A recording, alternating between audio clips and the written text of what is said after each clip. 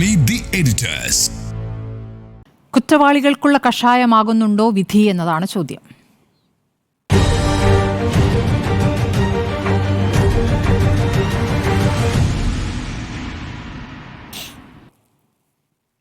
സുജിയ, എന്താണ് അഭിപ്രായം?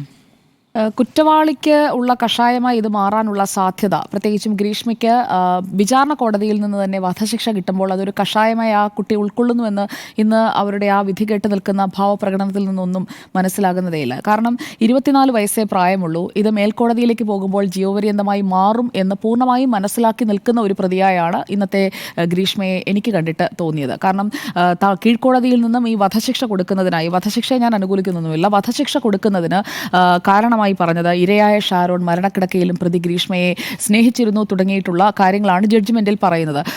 മാധ്യമങ്ങളുടെ വിചാരണ അല്ലെങ്കിൽ പൊതുസമൂഹത്തിന്റെ വിലയിരുത്തലുകൾ അതൊന്നും തന്റെ വിധിന്യായത്തെ സ്വാധീനിച്ചിട്ടില്ല എന്നാണ് ജഡ്ജ് ഇന്ന് ആ വിധിന്യായം പുറപ്പെടുവിക്കുമ്പോൾ പറയുന്നത്. ഇത് സമൂഹ മനസാക്ഷിയെ അല്ലെങ്കിൽ പൊതുസമൂഹത്തെ തൃപ്തിപ്പെടുത്തുന്ന ഒരു വിധിയാണ്.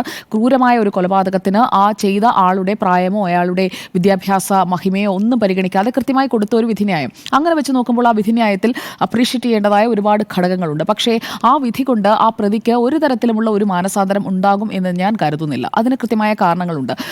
ഈ ഗ്രീഷ്മയുടെ കാര്യത്തിലേക്ക് വന്നു കഴിഞ്ഞാൽ, ഗ്രീഷ്മ ഈ ജ്യൂസ് ചാലഞ്ച് നടത്തുമ്പോൾ മുതൽ ഷാരൂണിനെ കൊല്ലാൻ ഉറപ്പിച്ചിരുന്ന ആളാണ്. അതിന്ന് ജഡ്ജ്മെന്റിൽ കൃത്യമായി ജഡ്ജ് എടുത്തു പറയുന്നുണ്ട്. ഈ ജ്യൂസ് ചാലഞ്ച് തന്നെ ഒരു കൊലപാതക ശ്രമമായിരുന്നു, 307 ആണ്. പക്ഷേ എന്നാൽ അത് അക്കാര്യങ്ങൾ ചലഞ്ച് ചെയ്തിട്ടില്ല, പ്രോസിക്യൂഷൻ അക്കാര്യങ്ങൾ ചലഞ്ച് ചെയ്തിട്ടില്ല എന്നുള്ളതാണ് ജഡ്ജ് എന്ന് പറയുന്നത്. ജ്യൂസ് ചാലഞ്ച് മുതൽ തന്നെ ഈ കൃത്യമായി ഒരാളെ കൊലപ്പെടുത്തുന്നതിനായി തീരുമാനിച്ചുറപ്പിച്ച് ഒരു കുറ്റകൃത്യത്തിനായിട്ടുള്ള ഒരു മൈൻഡ് സെറ്റോട് കൂടി തന്നെ ഇരിക്കുന്ന ഒരാളാണ് ഗ്രീഷ്മ എന്നുള്ളത് പൊതുസമൂഹത്തിന് വ്യക്തമായതാണ്. 24 വയസ്സെന്നുള്ളതല്ല, 22 വയസ്സ് എന്നതാണ് നമ്മൾ കണക്കിലെടുക്കേണ്ടത്. കുറ്റകൃത്യം ചെയ്യുമ്പോൾ ആ പെൺകുട്ടിക്ക് പ്രായം 22 ഷാരൂണിന് 23. രണ്ടുപേരുടെയും ഒരു വയസ്സിന്റെ വ്യത്യാസം മാത്രമേ ഉള്ളൂ. അപ്പോൾ ഈ കൊലപാതകത്തിന് ഇരയായ വ്യക്തിക്കും ഇതേ റൈറ്റ്സ് ഉണ്ട്. ഇതേ സമൂഹത്തിൽ ജീവിക്കാൻ, തൊഴിലെടുക്കാൻ, മാതാപിതാക്കളെ സംരക്ഷിക്കാൻ, ആഗ്രഹങ്ങൾ സഫലീകരിക്കാൻ എല്ലാം അർഹതയുള്ള ഒരു പൗരനാണ് കൊല്ലപ്പെട്ടത്. രണ്ടുപേരും പ്രായപൂർത്തിയായവരാണ്. അപ്പോൾ ഒരു പൗരനെയാണ് കൊന്നു കളഞ്ഞിരിക്കുന്നത്. അതിനായി അവർ കണ്ടെത്തിയ വഴി എന്ന് പറയുന്നത് ക്രൂരമായി പീഡിപ്പിച്ചു കൊല്ലുക എന്ന വഴി തന്നെയാണ്. 11 ദിവസം ഒരാൾ ഭക്ഷണമോ വെള്ളമോ ഒന്നും ഇറക്കാൻ കഴിയാതെ ആന്തരികാവയവങ്ങൾ മുഴുവൻ ദ്രവിച്ചു തീരുന്ന രീതിയിൽ, അങ്ങനെ ഏറ്റവും ക്രൂരമായ ഒരു കൊലപാതകമാണ്. ഒറ്റ വെട്ടിനോ അല്ലെങ്കിൽ ഒറ്റ കുത്തിനോ കൊന്നു കളയുകയല്ല, ഇഞ്ചിഞ്ചായി കൊല്ലുകയായിരുന്നു ഷാരൂണിനെ എന്നത് വേണം മനസ്സിലാക്കാൻ. യഥാർത്ഥത്തിൽ ഗ്രീഷ്മ ഉദ്ദേശിച്ചിരുന്നത് ഈ ജ്യൂസ് ചാലഞ്ച് ഒക്കെ നടത്തുന്നതിലൂടെ ഒരു സ്ലോ പോയിസണിംഗ് ആണ്. അത് പാളിപ്പോയത് ഈ ജ്യൂസിൽ ഈ പാരസെറ്റമോൾ 50 എണ്ണം കലർത്തുമ്പോൾ ഉണ്ടാകുന്ന ആ ഒരു രുചി വ്യത്യാസം ഷാരൂൺ തിരിച്ചറിഞ്ഞു എന്ന ഘട്ടത്തിലാണ് ആ മോഡസ് ഓപ്പറാൻഡി ഒന്ന് മാറ്റിപ്പിടിക്കാൻ ഗ്രീഷ്മ തീരുമാനിക്കുന്നത്. ഇത്രയും പെട്ടെന്ന് ഷാരൂണിനെ ഒഴിവാക്കേണ്ടത് ഗ്രീഷ്മയ്ക്ക് ആവശ്യമായിരുന്നു.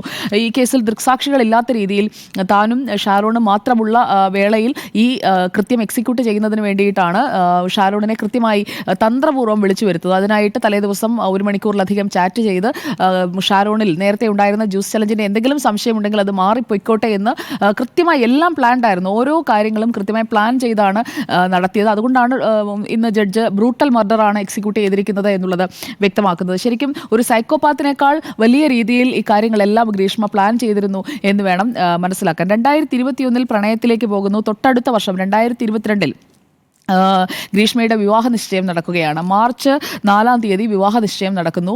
ഗ്രീഷ്മയുടെ വിവാഹം തീരുമാനിച്ചു കഴിഞ്ഞ വേളയിൽ അതിന് തൊട്ടടുത്ത മാസങ്ങളിലൊന്നും ഗ്രീഷ്മയുടെ ഭാഗത്തു നിന്ന് ഇങ്ങനെയുള്ള ആക്ടിവിറ്റീസ് ഒന്നും ഉണ്ടാകുന്നില്ല. വിവാഹ നിശ്ചയം നടക്കുന്നു. അതേസമയം തന്നെ ഈ ബന്ധവും തുടരുകയാണ്. ഗ്രീഷ്മ കൊല്ലാനുള്ള തീരുമാനത്തിലേക്ക്, ജ്യൂസ് ചാലഞ്ചിലേക്ക് ഇറങ്ങി പുറപ്പെടുന്നത് 2022 ഓഗസ്റ്റിലാണ്. ഓഗസ്റ്റ് 22 ഈ ജ്യൂസ് ചാലഞ്ച് നടത്തുന്നു. ഗ്രീഷ്മയുടെ എതിർപ്പ് അവഗണിച്ചുകൊണ്ട് ഷാരൂൺ ചിത്രീകരിച്ച ആ ഒരു വീഡിയോയാണ് ഈ കേസിന്റെ അന്വേഷണത്തിൽ നിർണായകമായി മാറുന്നത്. അല്ലാത്ത പക്ഷം ഗ്രീഷ്മ ഇങ്ങനെയുള്ള പദാർത്ഥങ്ങൾ തയ്യാറാക്കി കൊടുത്തു എന്നുള്ളതിന് സാഹചര്യ തെളിവല്ലാതെ, ഈ വയറ്റിൽ ചെന്നിട്ടുള്ള കഷായത്തിന്റെ അംശമല്ലാതെ മറ്റൊരു തെളിവുമില്ല. അതേസമയം ജ്യൂസ് ചാലഞ്ച് കൊടുത്ത് ഈ ജ്യൂസ് കുടിക്കാൻ നിർബന്ധിക്കുന്ന ഗ്രീഷ്മയുടെ ആ ഒരു ദൃശ്യം ആ ഫോണിൽ ഉണ്ടായിരുന്നതാണ് ഈ അന്വേഷണത്തിൽ നിർണായകമായി മാറുന്നത്.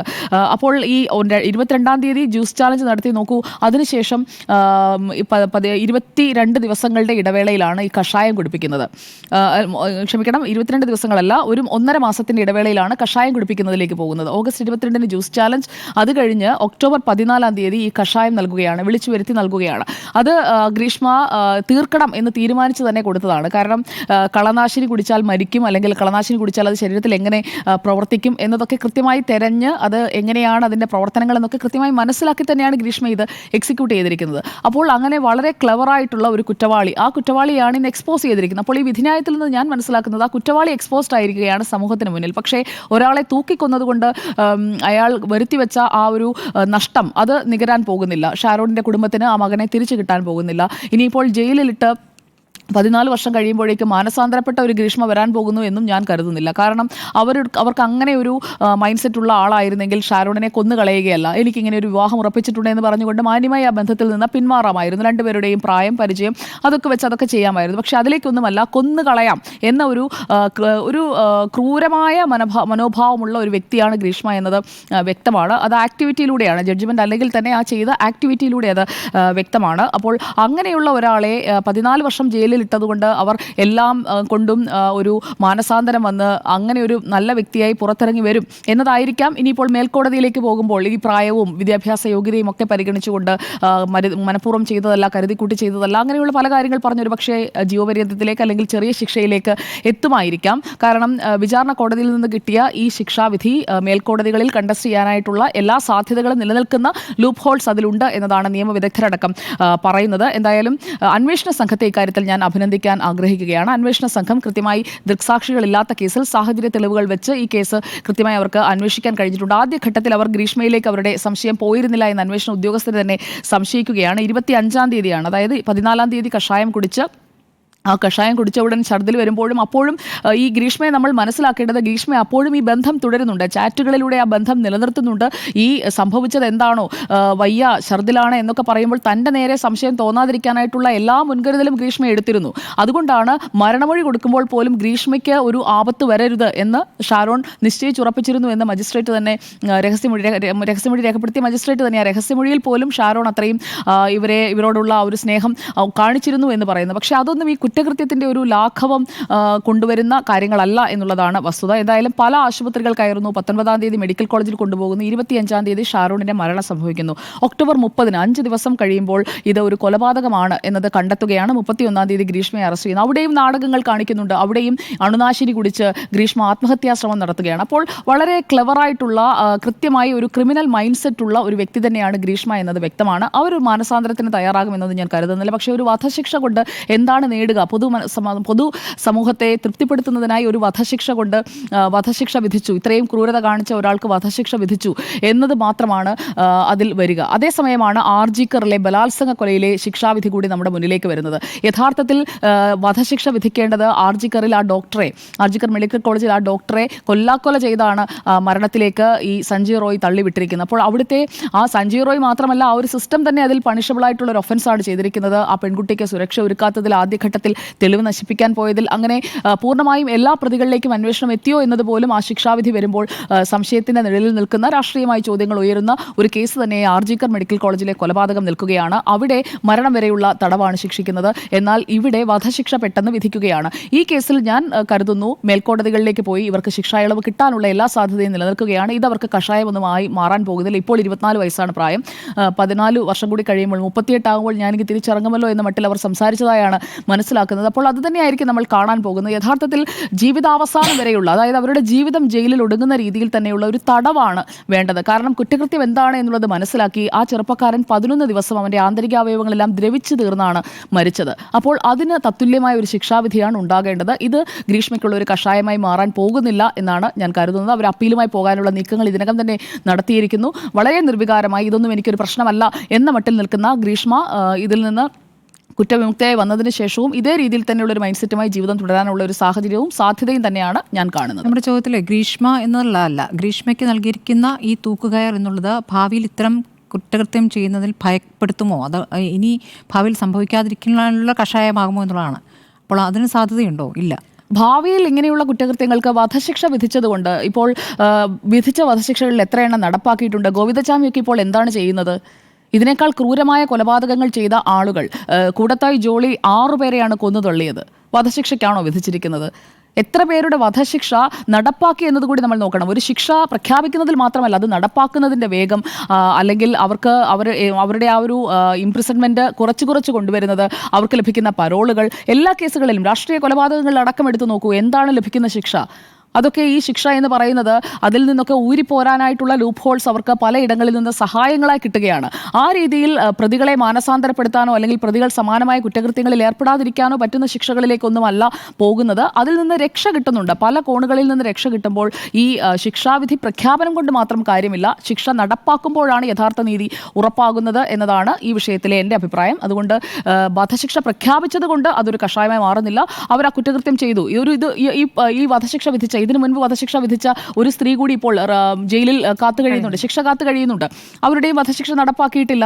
ജയിലിൽ കഴിയുന്നതിനപ്പുറം വധശിക്ഷ പ്രഖ്യാപിക്കുന്നതിനേക്കാൾ അത് നടപ്പാക്കുന്ന കാലഘട്ടത്തിലേക്ക് വരികയാണെങ്കിൽ, ഞാൻ വധശിക്ഷയെ അനുകൂലിച്ചുകൊണ്ടല്ല പറയുന്നത്, പക്ഷേ നടപ്പാക്കുമ്പോഴാണ് ആളുകൾ പേടിക്കുന്നത്. അല്ലാതെ വധശിക്ഷ കിട്ടിക്കഴിഞ്ഞാൽ മേൽക്കോടതിയിൽ പോയി ശിക്ഷയിൽ ഇളവ് വാങ്ങി പ്രതികൾ പരോളിൽ ഇറങ്ങി അങ്ങനെ നടക്കുന്ന, അവരുടെ കാര്യങ്ങളെല്ലാം സ്മൂത്തായി നടക്കുന്ന പല കാര്യങ്ങളും സമീപകാലത്ത് തന്നെ നമ്മൾ പല കേസുകളിലും, രാഷ്ട്രീയ കൊലപാതക കേസുകളിലടക്കം, TP കേസിലടക്കം നമ്മൾ കണ്ടതല്ലേ. അപ്പോൾ പിന്നെ ഇതൊക്കെ കഷായമാകുമെന്ന് ഞാൻ കരുതുന്നില്ല. തൽക്കാലത്തേക്കൊരു വിഷമം, അതിനപ്പുറമൊന്നും ഈ പ്രതികൾക്ക് ഉണ്ടാകാൻ പോകുന്നില്ല. കൃത്യമായിട്ടുള്ള പണിഷ്മെന്റിലേക്കാണ് പോകേണ്ടത്. ലൈഫ് ഇംപ്രിസൺമെന്റ് എന്ന് പറഞ്ഞാൽ ലൈഫ് ടൈം മൊത്തം ആ ജയിലിൽ കിടക്കുന്ന രീതിയിലുള്ള ഇംപ്രിസൺമെന്റിലേക്ക് പോകണം, വിതൗട്ട് പരോൾ. അങ്ങനെ കിടന്നാൽ മാത്രമേ ഈ കുറ്റകൃത്യങ്ങൾ ചെയ്യുന്നവർക്കൊക്കെ ഒരു പേടി ഉണ്ടാവുകയുള്ളൂ. അല്ലാതെ അധികാരവും പണവും ഒക്കെ ഉള്ളവർ ശ്രമിച്ചാൽ ഊരിക്കൊണ്ടുവരാൻ പറ്റുമെന്നൊരു തോന്നലുണ്ടായാൽ ആർക്കും എന്ത് കുറ്റകൃത്യവും ചെയ്യാൻ കഴിയുന്ന രീതിയിലേക്ക് നാട് പോകുമെന്നുള്ളതാണ് എൻ്റെ അഭിപ്രായം.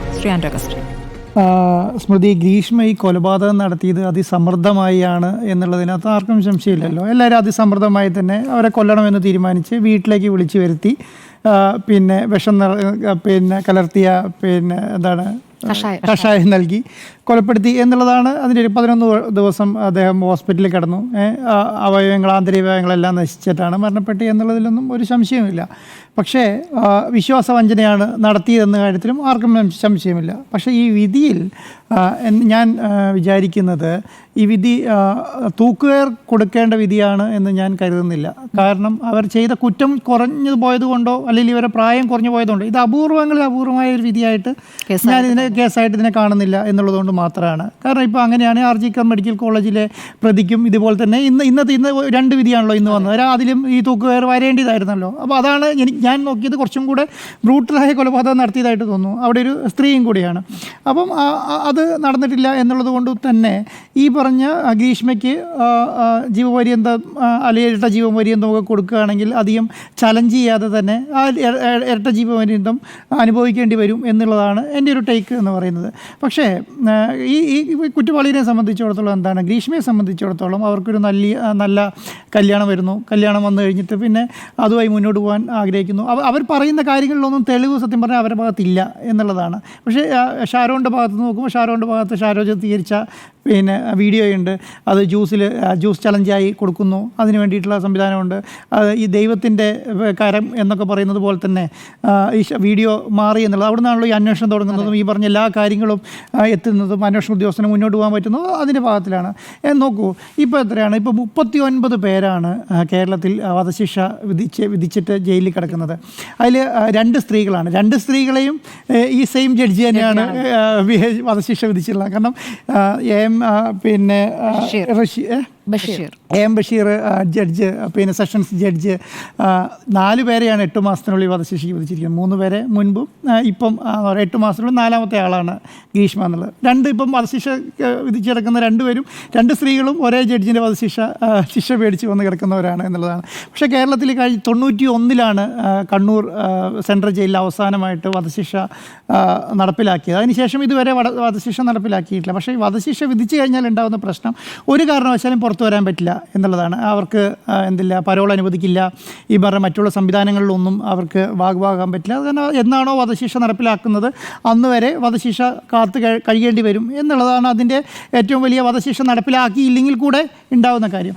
പക്ഷേ സ്ട്രോങ് ആയ നിയമങ്ങൾ പാസ്സാക്കുന്ന സ്ഥലത്ത് എന്താണോ ലോവർ കോടതിയിൽ നടക്കുന്നത് അല്ലെങ്കിൽ സെഷൻസ് കോടതിയിൽ നടക്കുന്നത് അത് തന്നെ ഹൈക്കോടതി ചലഞ്ച് ചെയ്താലും സുപ്രീം കോടതിയിൽ ചലഞ്ച് ചെയ്താലും ആ വിധി വിധി നടപ്പിലാക്കും എന്നുള്ള ഉത്തമ ബോധ്യത്തോടു കൂടി ആയിരിക്കണം ജഡ്ജിമാർ ഇതൊക്കെ ചെയ്യേണ്ടിയുള്ളത് എന്നുള്ളതാണ്. ഞാൻ വിചാരിക്കുന്നില്ല അങ്ങനെ. പക്ഷേ ഈ സമയത്ത് കേരളത്തിന് കൊടുക്കുന്ന ഒരു മെസ്സേജ് എന്ന് പറയുന്നത് ഇതുപോലെ ഇനി ചെയ്യാൻ പാടില്ല. എന്തിനാണ് ഈ ശിക്ഷകൾ ഇത്ര കാഠിന്യത്തോടും കഠിനമായും കൊടുക്കുന്നത്? ഇതുപോലെയുള്ള ഒരു കുറ്റകൃത്യം ഇനി നടക്കരുത് എന്നുള്ള ഒരു മെസ്സേജ് കേരളത്തിന്, ആ മെസ്സേജ് സത്യം പറഞ്ഞാൽ ഇന്ന് കേരളത്തിന് കിട്ടിയിട്ടുണ്ട് എന്നുള്ളതിലൊരു സംശയം ആർക്കും ഉണ്ടാവില്ല. പക്ഷേ ഇത് എന്താണ് പറയുന്നത്, ഇത് അപൂർവങ്ങളിൽ അപൂർവമല്ലാത്ത കേസായതുകൊണ്ട് സുപ്രീം കോടതിൻ്റെ ഒത്തിരി ഗൈഡ് ലൈൻ ഉണ്ട്. വളരെ പ്രായം കുറഞ്ഞ ആൾക്കാർക്കും വളരെ പ്രായം കൂടിയ ആൾക്കാർക്കും വധശിക്ഷ നൽകരുത് എന്നുള്ള വളരെ അത്രയധികം വധശിക്ഷ നിർബന്ധമായ കേസുകളായിരിക്കണം അല്ലെങ്കിൽ നൽകേണ്ടത് എന്നുള്ള നിരവധി വിധികൾ സുപ്രീം കോടതിയിലുണ്ട്. അപ്പോൾ അങ്ങനെയുള്ള കാര്യങ്ങളിലൊക്കെ മുന്നോട്ട് പോകുന്ന സമയത്താണെങ്കിൽ ഈ പറഞ്ഞതുപോലെ പറ്റും. പക്ഷേ ഇതിനകത്ത് അപ്പീൽ സാധ്യത വളരെ കൂടുതലാണ്. ഹൈക്കോടതിയിലാണെങ്കിലും സുപ്രീം കോടതിയിൽ അപ്പീൽ സാധ്യത വളരെ കൂടുതലാണ്. അപ്പം ഗ്രീഷ്മ നേരത്തെ പറഞ്ഞതുപോലെ തന്നെ 14 വർഷം കഴിഞ്ഞ് ഞാൻ പുറത്തിറങ്ങുമ്പോൾ എൻ്റെ വയസ്സ് 38 എന്ന് പറയുന്ന ഒരു സംവിധാനത്തിലേക്ക് ഒരു മൈൻഡ് സെറ്റോട് കൂടി ഇരിക്കുന്നതും എനിക്ക് ഇന്ന് തോന്നിയിട്ടുണ്ട്. അങ്ങനെ ഒരു മൈൻഡ് സെറ്റ് കൂടി. അതുകൊണ്ടാണ് ഇന്നലെ എന്തെങ്കിലും പറയാനുണ്ടാവുമെന്ന് ചോദിച്ചപ്പോൾ എനിക്ക് പഠിക്കണം എന്ന് പറഞ്ഞ് എഴുതി കൊടുക്കാനുള്ള കാരണം, ഞാൻ പഠിച്ചെല്ലാം റെഡിയായി പുറത്തേക്ക് വരുമ്പോഴത്തേക്ക് എൻ്റെ ശിക്ഷ കഴിയും എന്നുള്ള ഒരു മൈൻഡ് സെറ്റോട് കൂടിയിട്ടാണ് അവിടെ ഇരിക്കുന്നത്. അതിനെ അവർ വിചാരിക്കുന്നത് പോലെ തന്നെ നടക്കാനാണ് സാധ്യത എന്ന് എനിക്ക് തോന്നുന്നു. കാരണം അപ്പീൽ കോടതി എങ്ങനെയാണെന്നും പറയാൻ പറ്റില്ല. നമുക്ക് ഓരോ വീക്ഷണങ്ങളും ഓരോ വിധികളും വരുന്നത് ഓരോ ജഡ്ജിയുടെ വീക്ഷണങ്ങളും കൊണ്ടായിരിക്കും. ഇപ്പം ഈ AM ബഷീർ ജഡ്ജി ചിന്തിക്കുന്ന പോലെ തന്നെ ഹൈക്കോടതിയിൽ ഇരിക്കുന്ന ഒരു ജഡ്ജി ചിന്തിച്ചോടത്തില്ല. അതുപോലെ അല്ലായിരിക്കും RG മെഡിക്കൽ കോളേജിലെ വിധി എഴുതിയ ജഡ്ജി വിചാരിച്ചിട്ടുണ്ടാവുക.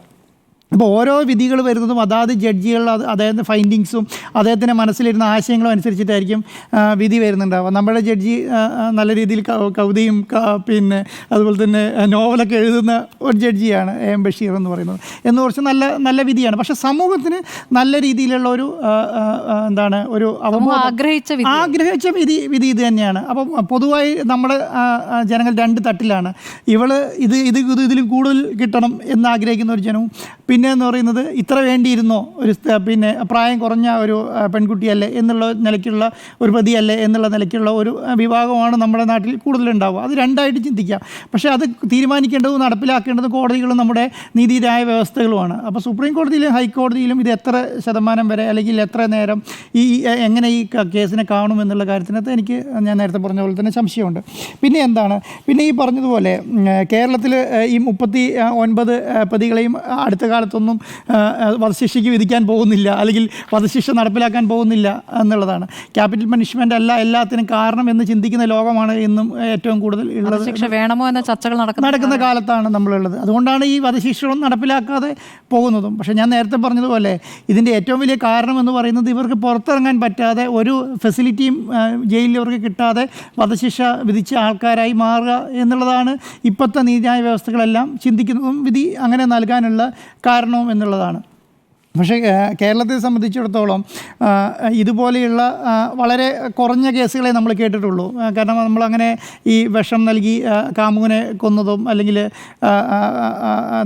അങ്ങനെ ഒരു സംഭവം നമ്മൾ കേട്ടിട്ടില്ല. അപ്പം ഈ കൂടത്തായിലെ സൈനൈഡിന് ശേഷമുള്ള അടുത്ത ഒരു വലിയ വാർത്ത എന്നുള്ളത് തന്നെയാണ്. പക്ഷേ ഇതിനകത്തൊരു കാര്യം അതെ 6 പേരെ. ഈ ഷാരോണിനെ സംബന്ധിച്ചിടത്തോളം ഷാരോൺ മരിക്കുന്നതിൻ്റെ തലേദിവസം വരെ ഗ്രീഷ്മേനെ തള്ളി പറഞ്ഞിട്ടില്ല എന്നുള്ളതാണ് അതിൻ്റെ ഏറ്റവും വലിയ കാര്യം എന്ന് പറയുന്നത്. കാരണം ആണുങ്ങൾ അങ്ങനെയാണ്. ആളുകൾ കുറച്ച് അങ്ങനെ കുറ്റം പറയുന്ന കൂട്ടത്തിലല്ല ഞാൻ പറയുന്നത്.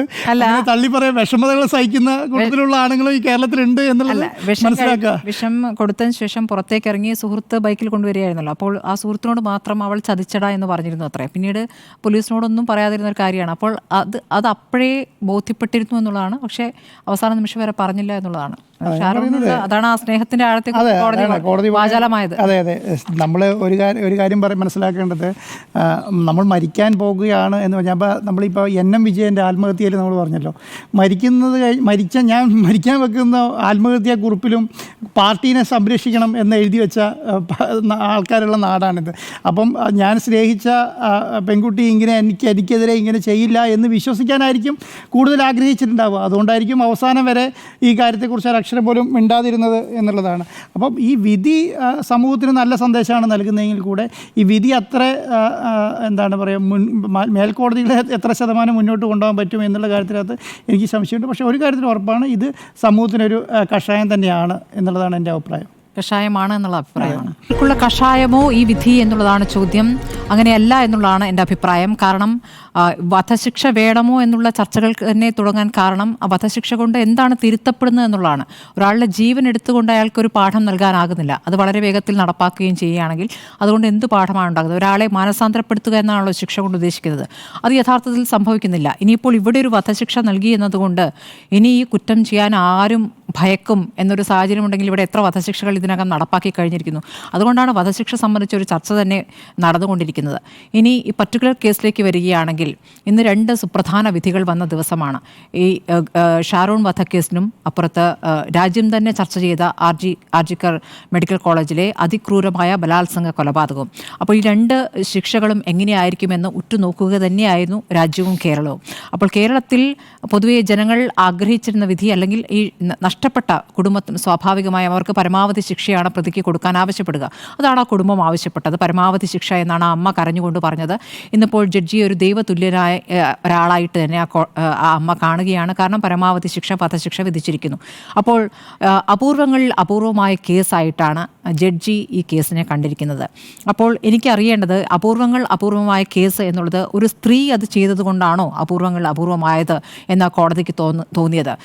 ഇപ്പോൾ റേപ്പ് കേസുകൾ, കൂട്ടബലാത്സംഗങ്ങൾ, അല്ലെങ്കിൽ ഒറ്റയ്ക്കായാലും അതിക്രൂരമായ ബലാത്സംഗങ്ങൾ തുടങ്ങിയ സംഭവങ്ങൾ രാജ്യത്ത് തുടർച്ചയായി കേട്ടുകൊണ്ടിരിക്കുമ്പോൾ അതിന്മേലുള്ള വിധികൾ അല്ലെങ്കിൽ അതിന്മേലുള്ള പ്രതികൾക്കൊന്നും വധശിക്ഷയിലേക്ക് പോകാത്തത് അത് അപൂർവമല്ലാത്തത് കൊണ്ടാണോ? അപ്പോൾ റേപ്പ് ഇപ്പോൾ അപൂർവമല്ലാത്തൊരു കാര്യമാവുകയും ഈ തരത്തിൽ ഒരു സ്ത്രീ ഒരു കുറ്റം നടപ്പാക്കുമ്പോൾ അത് അപൂർവമാവുകയും ചെയ്യുകയാണോ? അതാണോ ഒരു ജഡ്ജി അതിനെ വിലയിരുത്തുമ്പോൾ കാണുന്നത് എന്നുള്ളതാണ്. ഇനി പർട്ടിക്കുലർ കേസിലേക്ക് പോകുമ്പോൾ ഈ പെൺകുട്ടി 22ാമത്തെ വയസ്സിൽ അതിവിദഗ്ധമായി ആസൂത്രിതമായി കൊലപാതകം നടത്തിയെന്നുള്ളത് ശരി തന്നെയാണ്.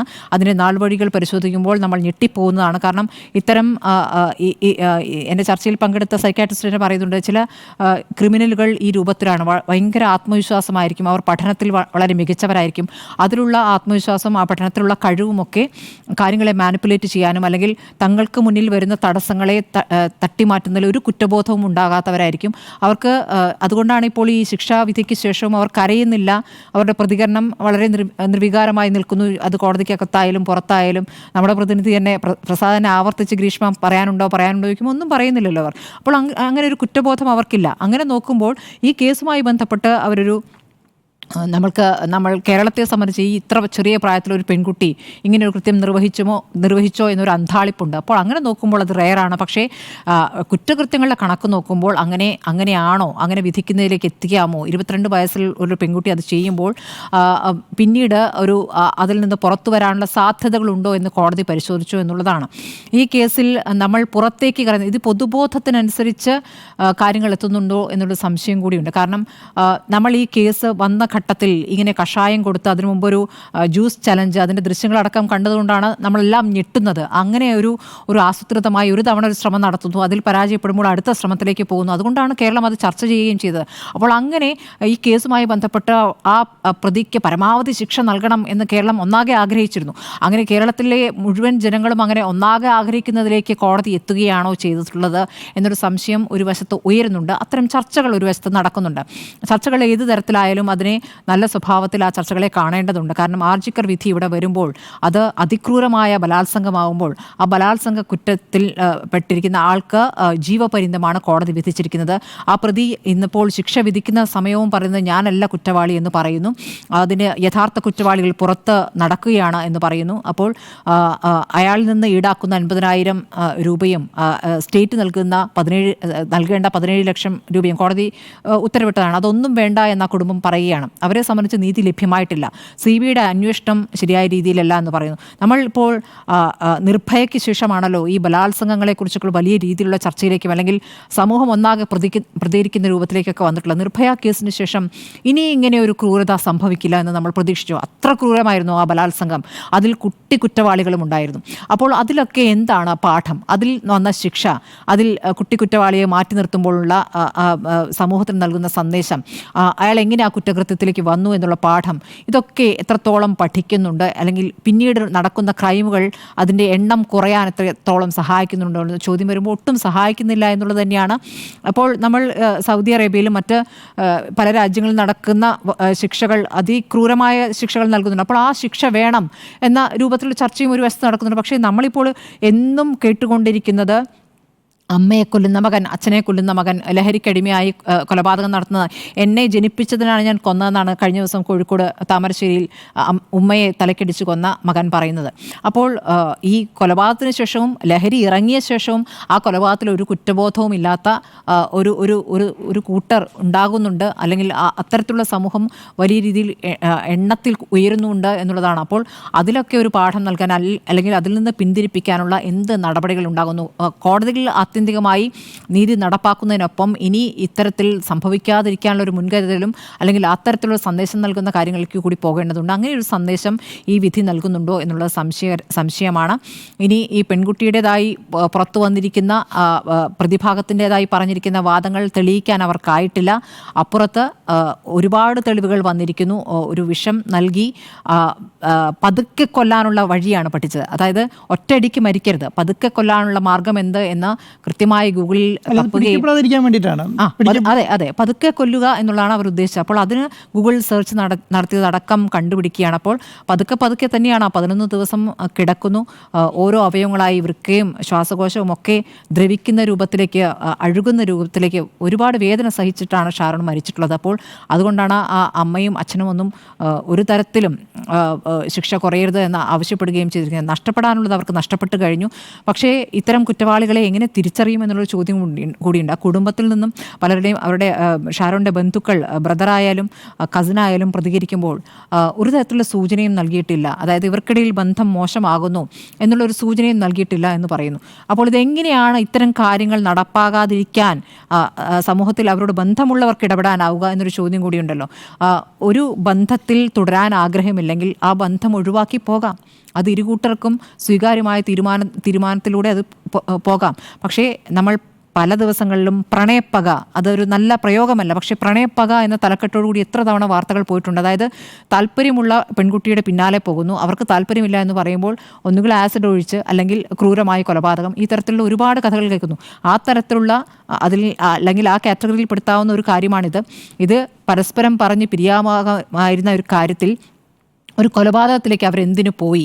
ഒരു വിവാഹം നിശ്ചയിച്ചപ്പോൾ ആ വിവാഹമാണ് താല്പര്യമെങ്കിൽ പിന്നീട് എന്തിന് ഷാരോണിലേക്ക് അവർ വന്നു? അപ്പോൾ ദൃശ്യങ്ങൾ ഉണ്ടായിരുന്നു, തൻ്റെ നഗ്നദൃശ്യങ്ങൾ മൊബൈലിൽ ചിത്രീകരിച്ചു എന്നൊക്കെയാണ് ആ പെൺകുട്ടി പറഞ്ഞിട്ടുള്ളത്. അപ്പോൾ അതൊന്നും തെളിവായി പോലീസിന് മുന്നിൽ എത്തിയിട്ടില്ല എന്നാണോ മനസ്സിലാക്കേണ്ട, അറിയില്ല. എന്തായാലും ഇത് ഇപ്പോൾ ഈ ശിക്ഷ വിധിക്കുമ്പോൾ മേൽക്കോടതിയിൽ സ്വാഭാവികമായി നേരത്തെ സുജയ പറഞ്ഞ പോലെ അപ്പീൽ പോകാനുള്ള സാധ്യത അവിടെ നിൽക്കുന്നു. ഒരു തരത്തിലും നമുക്ക് ഈ ഗ്രീഷ്മയുടെ പ്രവൃത്തിയെ ന്യായീകരിക്കാനാവില്ല. പക്ഷെ അതേസമയം ഇത് മേൽക്കോടതിയിൽ പോയാൽ, അപ്പീൽ പോയാൽ ഈ വധശിക്ഷയിൽ നിന്ന് അവർക്ക് ഊരിപ്പോകാനും സാധിക്കും. പക്ഷേ കോടതി ഒരു ശിക്ഷ വിധിക്കുമ്പോൾ അതിന്മേൽ നൽകുന്ന സന്ദേശം അത് പ്രധാനമാണ്. ആർജിക്കറിൽ നിന്ന് അങ്ങനെ ഒരു സന്ദേശം ഉണ്ടായിട്ടില്ല എന്നുള്ളതാണ്. വധശിക്ഷയാണോ ആത്യന്തികമായി നൽകേണ്ടത് എന്നൊരു ചർച്ചയിലേക്ക് തന്നെയാണ് ഇത് നയിക്കുന്നത്. ഇതിൽ അപൂർവത എന്ന വാക്കിനോട് ഞാനും യോജിക്കുകയാണ്. അപൂർവതയില്ല. അപൂർവത എന്നുള്ളത് ഒരു പെൺകുട്ടി ആയതുകൊണ്ടാണോ കോടതിക്ക് അങ്ങനെ ഒരു അപൂർവത എന്ന് തോന്നിയത് എന്നൊരു സംശയം എനിക്ക് നിൽക്കുകയാണ്. ഇക്കാര്യത്തിൽ ഈ കഷായം കൊടുക്കാനായി ഗ്രീഷ്മ തീരുമാനിച്ചത് എനിക്ക് തോന്നുന്നു അതിൽ സമയം ഒരു പ്രധാനപ്പെട്ട ഘടകമാണ്. അതായത് ഓഗസ്റ്റ് 22 ഈ ജ്യൂസ് ചാലഞ്ച് നടത്തി പതിയെ പാരസെറ്റമോൾ 50 എണ്ണം പൊടിച്ച് ചേർത്ത് ആ ജ്യൂസ് അതൊരു ദ്രാവകമാക്കി അതും 2 കുപ്പി ജ്യൂസുമായി ഷാരോണിൻ്റെ കോളേജിലേക്കാണ് ഗ്രീഷ്മ പോകുന്നത്. അതായത് അങ്ങോട്ട് പോവുകയാണ്. ഇവർ തമ്മിൽ കൂടിക്കാഴ്ച നടത്തുന്ന ഇടത്ത് വെച്ചല്ല ഈ ചാലഞ്ച് നടക്കുന്നത്. ഷാരോണിൻ്റെ കോളേജിലേക്ക് ഗ്രീഷ്മ ചെല്ലുന്നു. എന്നിട്ട് അവിടെ വെച്ച് ഈ 2 ബോട്ടിൽ ജ്യൂസ് വാങ്ങുന്നു. അതിൽ ഒരു ജ്യൂസിലേക്കാണ് അവിടെ ആ കോളേജിൽ തന്നെയുള്ള എവിടെയോ വെച്ച് ഈ ജ്യൂസിൽ മിക്സ് ചെയ്യുകയാണ്. എന്നിട്ട് അത് കുടിക്കുമ്പോൾ ഷാരോൺ അത് തുപ്പിക്കളയുന്നുണ്ട്. അതോടൊപ്പം തന്നെ ഇവളുടെ ഈ ഒരു വിസമ്മതം, ഗ്രീഷ്മയുടെ വിസമ്മതം ഒന്നും കണക്കാക്കാതെ അത് ചിത്രീകരിച്ചതുകൊണ്ട് മാത്രമാണ് ആ ഒരു പീസ് ഓഫ് എവിഡൻസ് ഫോണിൽ ഉണ്ടാകുന്നത്.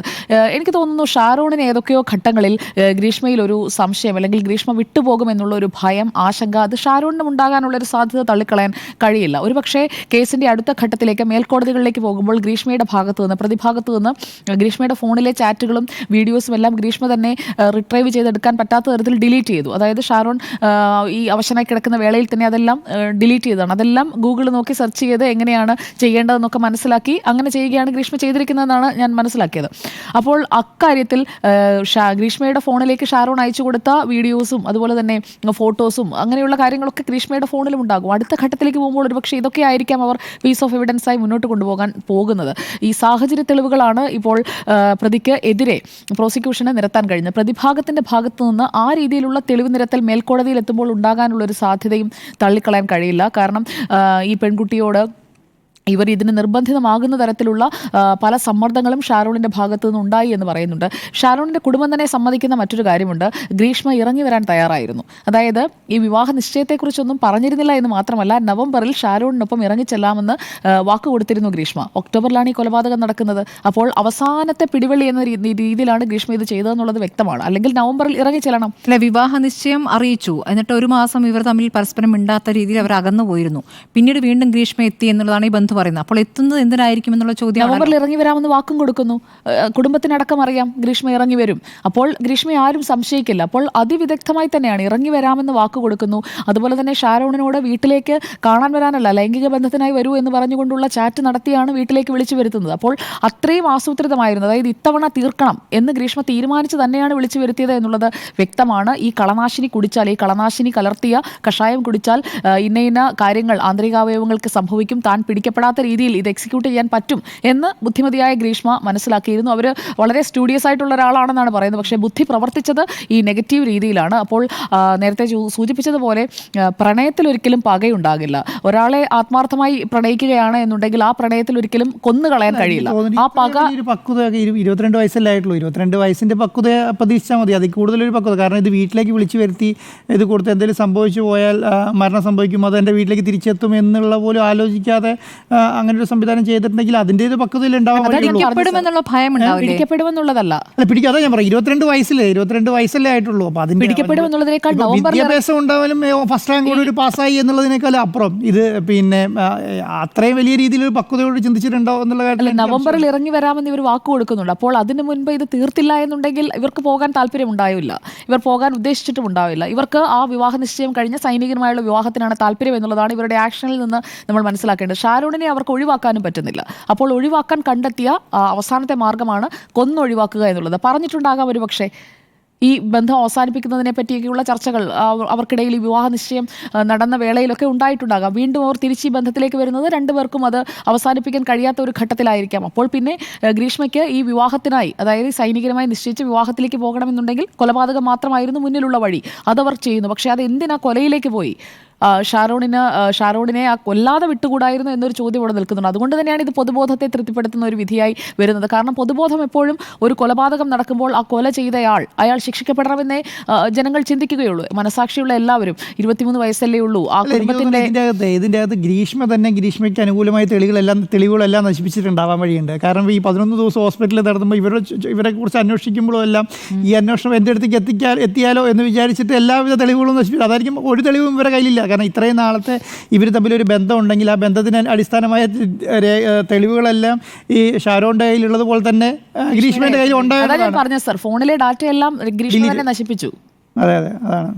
അതേസമയം ഷാരോണിന്റെ ഫോണിൽ ഇതെല്ലാം ഉണ്ട് താനും. അത് കൃത്യമായി വാദിഭാഗത്തിന് പ്രോസിക്യൂഷന് ഉന്നയിക്കാൻ പാകത്തിൽ ഈ ജ്യൂസ് ചാലഞ്ച് നടത്തിയത് ഓഗസ്റ്റ് 22-നാണ്. ആ ഫുട്ടേജ് അടക്കം ഷാരോണിന്റെ ഫോണിൽ സേഫ് ആയിട്ടുണ്ടായിരുന്നു. അപ്പോൾ സമാനമായ രീതിയിൽ എവിഡൻസസ് എല്ലാം ഷാരോണിന്റെ ഫോണിൽ ഇൻടാക്റ്റായി ഉണ്ടായിരുന്നു. ഗ്രീഷ്മയ്ക്ക് പക്ഷേ താൻ പറയുന്ന കാര്യങ്ങൾ സത്യമാണെന്ന് തെളിയിക്കാൻ ഭീഷണിപ്പെടുത്തി, സമ്മർദ്ദത്തിലാക്കി, മറ്റൊരു ബന്ധത്തിന് സമ്മതിക്കില്ല എന്ന് പറഞ്ഞു. ഇതൊക്കെ പറയാനേ പറ്റൂ. തെളിവൊന്നും കയ്യിലില്ല. അതും തിരിച്ചടിയായിട്ടുണ്ട് എന്നതാണ് ഈ ഘട്ടത്തിൽ മനസ്സിലാക്കേണ്ടത്. പക്ഷേ കൊലപാതകം എന്ന് പറയുന്നത് അത് ഒരു ക്രൂരമായ പ്രവൃത്തി തന്നെയാണ്. അത് ആര് ചെയ്താലും, ആണ് ചെയ്താലും പെണ്ണ് ചെയ്താലും. സാർ നേരത്തെ പറഞ്ഞതുപോലെ അങ്ങനെയുള്ള ഒരു ഞാൻ ന്യായീകരിച്ചിട്ടൊന്നുമില്ല കേട്ടോ.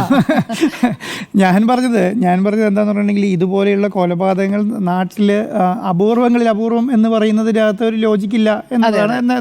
ഇങ്ങനെയുള്ള സംവിധാനങ്ങളൊക്കെ ഇപ്പം പ്രണയം നിരസിച്ചതിന് എത്ര ആൾക്കാരെ സ്മൃതി വേണം പറഞ്ഞ പോലെ ആസിഡ് ഒഴിക്കുന്നുണ്ട്, എത്ര ആൾക്കാരുടെ മേത്ത് ആസിഡ് ഒഴിക്കുന്നു, മരണപ്പെടുന്നുണ്ട്, കൊലപാതകം നടത്തുന്നുണ്ട്, വെട്ടിക്കൊല്ലുന്നുണ്ട്. ഇതെല്ലാം നമ്മൾ അപൂർവമായിട്ട് കാണാൻ പറ്റില്ലല്ലോ. ഇതും എന്ന് പറയുന്നത് ഗ്രീഷ്മ എന്തായാലും ഷാരോണിനെ ഒഴിവാക്കാൻ തീരുമാനിച്ചു. അപ്പോൾ പിന്നെ കൊല്ലാനാണ് തീരുമാനിച്ചിട്ടുള്ളത്. അപ്പം അതെങ്ങനെ സ്ലോ പോയിസണായി ചെയ്യാം എന്ന് വിചാരിച്ചിട്ട് കൊടുക്കുകയാണ് എന്നുള്ളതാണ്. പക്ഷേ ഞാൻ പറഞ്ഞത് നേരത്തെ കമാൽ പാഷ സ്മൃതി മഠത്തിൻ്റെ ചർച്ചയിലിരുന്ന് പറയുന്നുണ്ട്, 22 വയസ്സുള്ള ഒരു പെൺകുട്ടിക്ക് ശതമാനം അതിൻ്റേതായ ഒരു കേസ് അന്വേഷണം എൻ്റെലേക്ക് എത്തും എന്നുള്ള രീതിയിലുള്ള ഒരു പക്വത ഉണ്ടായിട്ടുണ്ടാവും എന്നുള്ളൊരു സംശയമുണ്ടെന്ന് പറയുന്നത് കമാൽ പാഷ ഇപ്പം അതിൽ പറയുന്നുണ്ട്. അദ്ദേഹം പറയുന്ന വേറൊരു കാര്യം എന്ന് പറയുന്നത്, ഇവരെ ഒഴിവാക്കാൻ വേണ്ടിയിട്ട് വേറെ മാർഗ്ഗങ്ങളില്ലെങ്കിൽ കൂടെ അങ്ങനെയും ചിന്തിച്ചുകൂടായില്ല, അങ്ങനെ ഒരു ആംഗിളിലൊന്നും കോടതി ചിന്തിച്ചിട്ടുണ്ടാവാൻ വഴിയില്ല. അതുകൊണ്ടാണ് മേൽക്കോടതിയിലേക്ക് വരുമ്പോൾ അദ്ദേഹം തന്നെ പറയുന്നുണ്ട്, അദ്ദേഹം 21 വയസ്സുള്ള ഒരാളെ വധശിക്ഷ വിധിച്ചിട്ടുണ്ട്. അതിന് കാരണങ്ങൾ ഇന്ന കാരണങ്ങളാണ്. ഇദ്ദേഹത്തെ വധശിക്ഷ വിധിക്കാതെ മറ്റേ അദ്ദേഹത്തിന് വധശിക്ഷ, കാരണം മറ്റേ ആൾ വധശിക്ഷ ഏൽക്കേണ്ട ഒരാൾ തന്നെയാണ്. അപ്പം ഒരാൾക്ക് വധശിക്ഷ വിധിച്ച് ഒരാൾക്ക് വധശിക്ഷ വിധിക്കാതിരിക്കാൻ കാരണമല്ല. അപ്പോൾ അതുകൊണ്ടാണ് വധശിക്ഷ വിധിച്ചത് എന്നുള്ളതാണ്.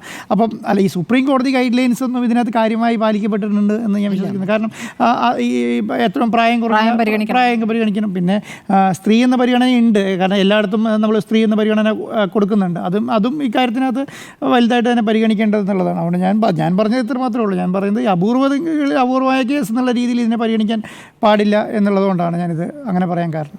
ഈ ആർജിക്കറിലെ ബലാത്സംഗം എന്നുള്ള അതിക്രൂരമായ ബലാത്സംഗമാണ്. ഈ നിർഭയ കേസിൽ പറയുന്നത് പോലെ തന്നെ സംഭവിച്ചിട്ടുണ്ട് പല കാര്യങ്ങളും. അപ്പോൾ അതിനെ കോടതി അങ്ങനെ കണ്ടിട്ടില്ല എന്നുള്ളതാണ്. അത് ജീവപര്യന്തമാക്കുകയാണ് ചെയ്തിരിക്കുന്നത്. യഥാർത്ഥത്തിൽ ഒരു പക്ഷേ വേറെയും പ്രതികൾ ഉണ്ടായിരിക്കാം എന്നുള്ള ഒരു തോന്നൽ ആ പ്രതികളിലേക്ക് എത്താത്തതുകൊണ്ടാണോ കോടതി അങ്ങനെ ഒരു ശിക്ഷയിലേക്ക് മാത്രം പോയത്? പ്രത്യേകിച്ചും ഈ സഞ്ജയ് റോയ് പറയുന്നത് പോലെ അയാൾ മാത്രമാണോ പ്രതി എന്ന സംശയം കോടതിക്ക് വിധിന്യായമാണ്.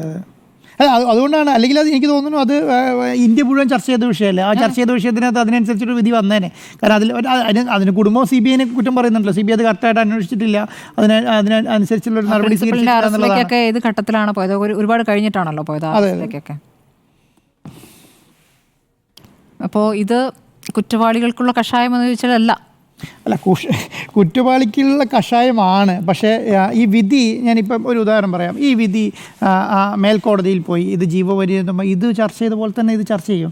അപ്പോൾ അത് ആ ദിവസങ്ങളിൽ പുതിയ ഒരു കാര്യം എന്ന് പറയുന്നത്, സാധാരണ ഒരു ഇൻസിഡൻ്റ് ഉണ്ടാകുന്നത് പെട്ടെന്നുള്ള തീരുമാനത്തിൻ്റെ പുറത്തായിരിക്കും.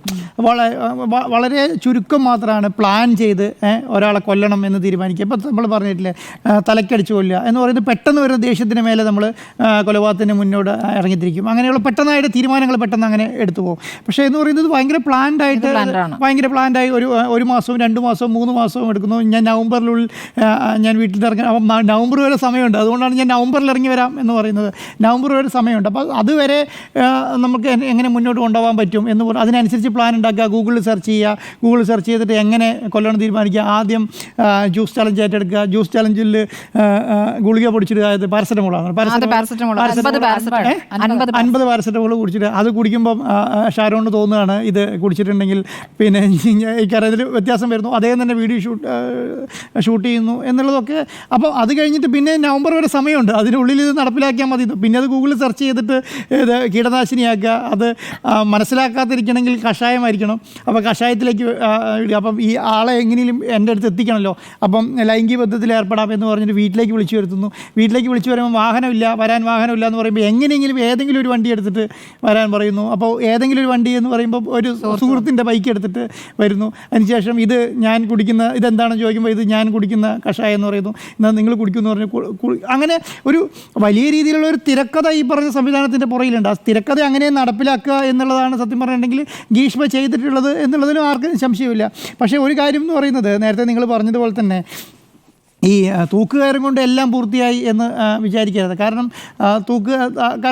അവർക്ക് മാനസാന്തരപ്പെടാനുള്ളൊരു സമയം സത്യം പറഞ്ഞാൽ തൂക്കുകയറ് കൊടുക്കുന്നില്ല എന്നുള്ളതാണ്. പക്ഷേ തൂക്കുകയറ് കൊടുക്കുന്നില്ലെങ്കിൽ കൂടെ ഇപ്പോൾ ശിക്ഷ നടപ്പിലാക്കാത്തത് കൊണ്ട്, എന്ന് പറഞ്ഞാൽ വധശിക്ഷ നടപ്പിലാക്കാത്തത് കൊണ്ട് അത്രയും മുന്നോട്ട് പോവാം എന്നുള്ളത് കൊണ്ട് മാത്രം അത് ഇപ്പം ഈ കണ്ണൂർ സെൻട്രൽ ജയിലിൽ 39 പേരാണല്ലോ അതിൽ കിടക്കുന്നത്. അപ്പോൾ ഒന്നിച്ച് കഴിഞ്ഞ പ്രാവശ്യം ഈ രാഷ്ട്രീയ കൊലപാതകത്തിൻ്റെ പേരിൽ 15 പേർക്ക് ഒന്നിച്ച് വധശിക്ഷ കോടതി കൊടുത്തിട്ടുണ്ട്. അതും എന്താണെന്ന് വെച്ചാൽ രാഷ്ട്രീയ പിന്നെ ശ്രീനിവാസൻ വധക്കേസിലാണല്ലോ 15 പേർക്ക് ഒന്നിച്ച് വധശിക്ഷ. അപ്പം രാഷ്ട്രീയ കൊലപാതകങ്ങൾ നടക്കരുത്, കേരളത്തിൽ രാഷ്ട്രീയ കൊലപാതകങ്ങൾ നടക്കാൻ പാടില്ല എന്നുള്ളത് കൊണ്ടാണ് രാഷ്ട്രീയ കൊലപാതകത്തിൽ 15 പേർക്ക് വധശിക്ഷ ഒന്നിച്ച് കൊടുക്കുന്നത്. അപ്പോൾ അതിൻ്റെയും ഉദ്ദേശം എന്ന് പറയുന്നത് വധശിക്ഷ നടപ്പിലാക്കാൻ വേണ്ടിയിട്ടല്ല, കാരണം ഇത് കേരളത്തിൽ രാഷ്ട്രീയ കൊലപാതകം നടക്കരുത് എന്നുള്ള അർത്ഥത്തിലാണ്. അല്ല, ഇവിടെ കണ്ണിന് കണ്ണ് പല്ലിന് പല്ല് എന്ന രീതിയിലാണ് പലപ്പോഴും കാര്യങ്ങൾ പോകുന്നത്, അല്ലെങ്കിൽ ഈ ആവശ്യങ്ങൾ ഉയരുന്നത് അതുകൊണ്ടാണ്. അതായത് 23-കാരനായ ഷാരോണിനെ കൊന്നുകളഞ്ഞ 22-കാരിയായ ഗ്രീഷ്മ, ആ ഗ്രീഷ്മയെ കൊന്നുകളയുമ്പോഴാണ് ആ ശിക്ഷ പൂർത്തിയാകുന്നത് എന്നതാണ്. അല്ല, അതിനകത്ത് ഒരു ഔചിത്യ പ്രശ്നമുള്ളത് 2 പേർക്കും ഒരേ പ്രായമാണ്.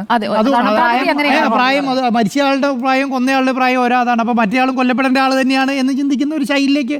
അല്ല, ഇതിലിപ്പോൾ ഈ വധശിക്ഷ നടപ്പാക്കുന്ന അല്ലെങ്കിൽ നടപ്പാക്കുന്ന ഒരു ശിക്ഷാരീതിയായി വധശിക്ഷയെ അങ്ങനെ അംഗീകരിക്കുന്ന ഒരു സമൂഹമാണെങ്കിൽ അതൊക്കെയാണ്. നമ്മൾ എല്ലാ കാര്യങ്ങളിലും പരിഷ്കൃത സമൂഹമായി മാറുമ്പോൾ വധശിക്ഷ നടപ്പാക്കിക്കൊണ്ടാണോ ആ പരിഷ്കാരം എന്നുള്ളതും കൂടിയുണ്ട്. ഇതൊരു പ്രാകൃതമായ ശിക്ഷാരീതിയാണല്ലോ. ഇപ്പോൾ എൻ്റെ ഒരാളെ ആൻഡ്രോ സാർ കൊന്നാൽ ആൻഡ്രോ സാറിനെ ഞാൻ തിരിച്ചു കൊല്ലും, ശരിക്കും ചെയ്യാനല്ല കേട്ടോ. അപ്പോൾ ആ രീതിയിൽ അങ്ങനെ ചിന്തിക്കുന്ന ആ ഒരു കണ്ണിന് കണ്ണ്, ആ ഒരു രീതിയിലുള്ള ചിന്താഗതി മാറുന്നത് നല്ലതാണ്. അവർക്ക് കൊടുക്കേണ്ടത് പരമാവധി ശിക്ഷയാണ്. അതായത് ഇരട്ട ജീവപര്യന്തമായിരുന്നെങ്കിൽ ആ ശിക്ഷ നിലനിന്നേനെ. അല്ല, ഇപ്പോൾ ഈ സൗദിയിലൊക്കെ പിന്നെ പല രാജ്യങ്ങളിലും കല്ലെറിഞ്ഞു കൊള്ളിലും നടുറോട്ടിൽ തൂക്കിക്കൊല്ലുന്ന പരിപാടിയും നടുറോട്ടിൽ തലവെട്ടുക എന്ന് പറയുന്ന ശിക്ഷകളൊക്കെ. പക്ഷെ ലോകം തന്നെ അതൊക്കെ തിരുത്താൻ വേണ്ടിയിട്ട് ട്രീറ്റ് ചെയ്തുകൊണ്ടിരിക്കുകയാണ്. അത് ഒരു പൊതുബോധമായി വളർത്തിക്കൊണ്ടുവന്ന് അതൊക്കെ നിർത്തലാക്കാൻ വേണ്ടിയിട്ടുള്ളതാണ്. പക്ഷെ ശരിക്കും പറയുകയാണെങ്കിൽ ഞാൻ പറഞ്ഞില്ലേ, ഈ 39 പേരുടെ വധശിക്ഷയാണ്. പക്ഷേ അതൊരു പൊതുബോധത്തിൽ പെട്ടെന്നൊരു കാരണം 15 പേർക്ക് വധശിക്ഷ വിധിച്ചപ്പോൾ തന്നെ നമുക്കറിയാമല്ലോ 15 പേർക്ക് എന്തുകൊണ്ട് വധശിക്ഷ വിധിച്ചു എന്ന് ചർച്ച ചെയ്യുമ്പോൾ തന്നെ അറിയാം. 15 പേർക്ക് വധശിക്ഷ വിധിക്കുക എന്ന് പറയുന്നത് കേരളത്തിൽ ഇനി ഒരു രാഷ്ട്രീയ കൊലപാതകം നടക്കരുത് എന്നുള്ളതുകൊണ്ടാണ്. ഇപ്പം ഈ ജഡ്ജും അത് തന്നെയാണ് ഉദ്ദേശിച്ചിട്ടുണ്ടാവുക. കാരണം പ്രണയം കഴിഞ്ഞ് വിട്ടുപോകുന്ന ആൾക്കാരെ കൊല്ലാൻ തീരുമാനിച്ചാൽ കേരളത്തിൽ പ്രണയിക്കുന്ന ആൾക്കാരുണ്ടാവും. എത്ര പേര് ബ്രേക്കപ്പ് ആവുന്നുണ്ട് കേരളത്തിൽ. ഞാൻ പറയുന്നത് ഇപ്പോൾ ഈ കോളേജ് കാലങ്ങളിലൊക്കെ പ്രേമിക്കാത്തവരൊക്കെ എന്താ പറയുക, ഒരു 50% ആൾക്കെങ്കിലും അങ്ങോട്ടും ഇങ്ങോട്ടും പ്രേമവും ഇഷ്ടവും കാര്യങ്ങളൊക്കെ തോന്നാറുണ്ട്. അതിന് ഇഷ്ടംപോലെ ഇന്നത്തെ ലോകത്ത് പ്രത്യേകിച്ച് എല്ലാവരുടെ കയ്യിൽ ഫോട്ടോസും, ഒന്നിച്ചിരിക്കുന്ന ഫോട്ടോസും, ഭക്ഷണം കഴിക്കുന്ന ഒന്നിച്ച് താമസിക്കുന്നതും ഒന്ന് കളിക്കുന്നതും ആയിട്ടുള്ള ഒത്തിരി വീഡിയോസും ഫോട്ടോസും കാര്യങ്ങളൊക്കെയാണ്. അതൊക്കെ ദുരുപയോഗം ചെയ്യാൻ വേണ്ടിയിട്ട് വളരെ എളുപ്പമാണ് താനും. കാരണം ചെറിയ പിള്ളേരാണ്, കാരണം അങ്ങനെ ഇടകലർന്ന് ജീവിക്കുന്ന ഒരു ശൈലിയിലേക്ക് മാറി. ഇപ്പം നമ്മൾ തന്നെ ഇപ്പം ഈ ഡ്രഗ്സിൻ്റെ ഒക്കെ കാലമാണല്ലോ. ഡ്രഗ്സൊക്കെ ഈ പറയുന്ന കോളേജുകളിൽ മുഴുവൻ ഡ്രഗ്സിൻ്റെ ഒരു ആധിപത്യം വന്നുകൊണ്ടിരിക്കുന്ന കാലത്താണ്.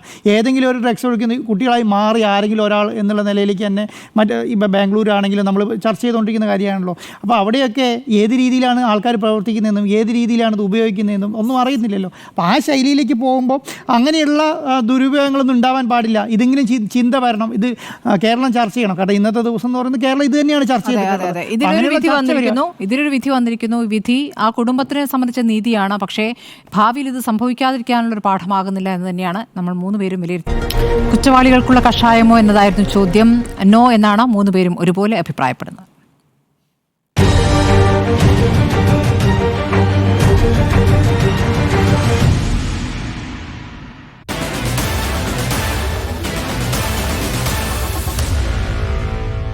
Meet the editors.